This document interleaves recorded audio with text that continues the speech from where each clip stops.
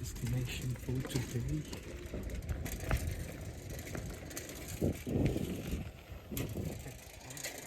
So nasira pa kanina guys yung bike ko, mga 30 minutes din yun inayos.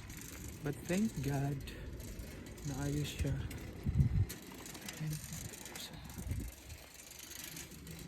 Nice highway.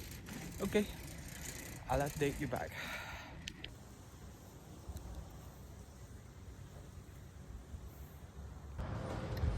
We're here in Tulum.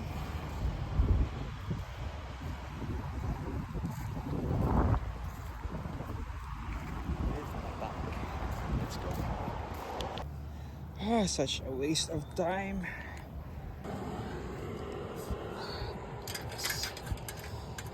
I need to fix it again. What the heck is my this? I need to fix again. See, I need to change again.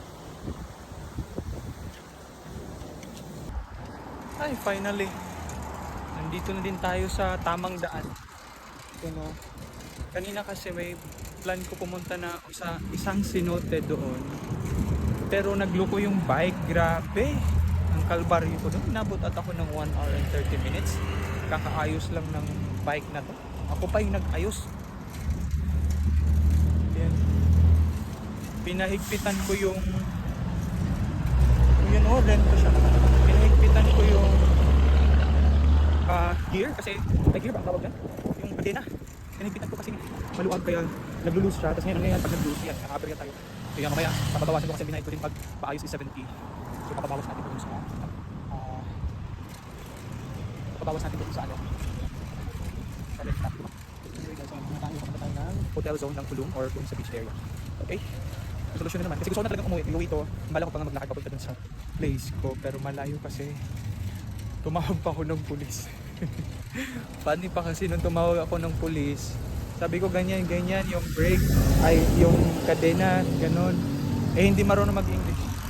Ngayon ang nangyari, pinatry, so naayos na fix. Tapos ang nangyari, tumakbo, ang layo naman talaga. Sabi pa ng pulis, parang isip-isip pa ng pulis, wala namang sira kasi talaga pag na-fix mo siya, yung kadena pag na-fix mo talagang aandar siya. Yun nga lang, ang layo ko natapos.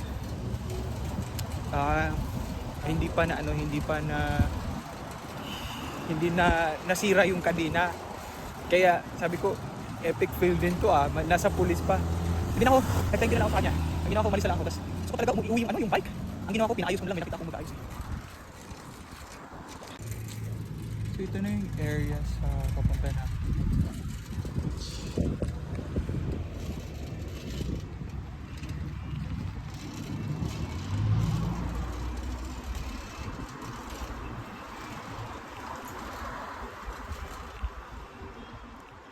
Excuse me. Thank you. Sa iba pa yung bike ko guys. Walang doorbell. Walang pagtunog na gano'n. Walang busena. Kainis. Pero sa kanila meron. Yung akin talaga parang sirang-sira talaga yung binigay sa akin. Kaiba talaga ito. Pero wala, nandito na tayo. Kaya enjoy na lang natin ito. Mainit pa yung panahon. Ganda pa dito guys. Kasi actually madami mga red dito. Pero kasi nga sa hotel. Meron ako sa doon. Nandito na talaga ngayon. Tayo sa maingay. Sige, nandito na tayo. Kainis yung experience ko dito sa bike na to Actually, first time ko yung mga ganito, di ba? Sa Pinas meron naman tayo like Siargao, Boracay, mga ano pa dyan. Palawan, pwede ka mag-rent ng bike or even sa Siquijor, sa Camigan, ganon, scooter, meron sila dito. Ito talaga ang pero wala, nandito na tayo. Kailangan tayo yung bike natin, kaya pa naman tayong ihatid din sa destination natin. Okay.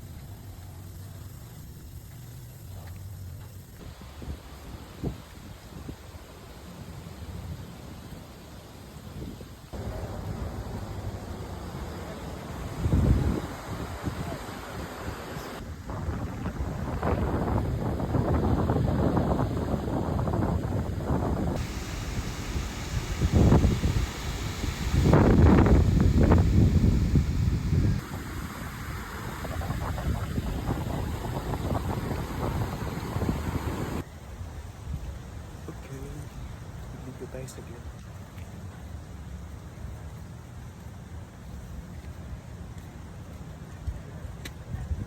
We're done. Ayun tayo. All good now, so let's go back to our place. Let's go.